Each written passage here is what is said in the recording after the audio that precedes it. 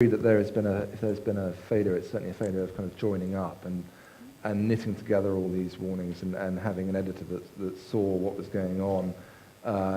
Ideally, maybe a personal finance reporter commenting on some dodgy lending practices, and then a capital markets reporter talking about narrowing spreads and then putting it all together.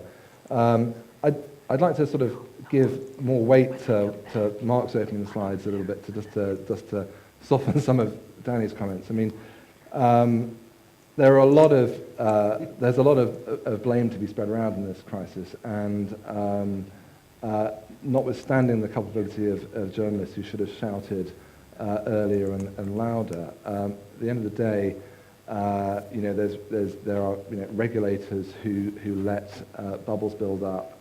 There's mega global imbalances, and there are consumers and consumers of media who bought houses they couldn't afford on 110% mortgages, and there's no world in which buying something you can't afford with a 150% loan isn't wrong. And now that you can say they wouldn't have been allowed to do that, but there was also a complicity among consumers who thought they could get something for free. And I think that's a very important point that Mark made that I want to reiterate.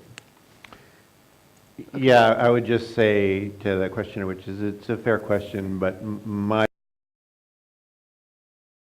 function, which is to investigate or to report on the activities of the main institutions on their beat, period. If I believe strongly if they'd done so, the public had at least had a fighting chance to get engaged on this. It's about following the money, and if you start with the mortgage money market, it doesn't take too much effort to figure out where that funding source is coming from. So you cross over from the market into the aftermarket, and there you are. And that's, I think, again, it's not about necessarily for me about you're bad or good or you lack, sound moral judgment or whatever. It has nothing to do with it. It's like, okay, now what?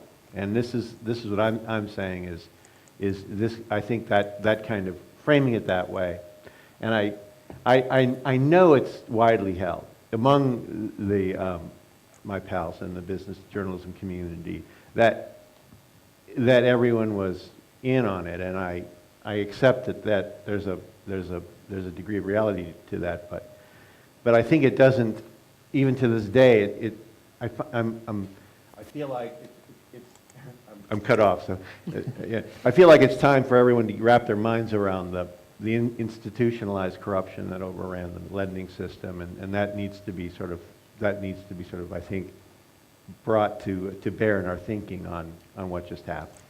We'll come back to that point in just a minute. I'm now going to introduce to you within this mix 2 more speakers, and then we will open the floor again with these 2 gentlemen adding on to it.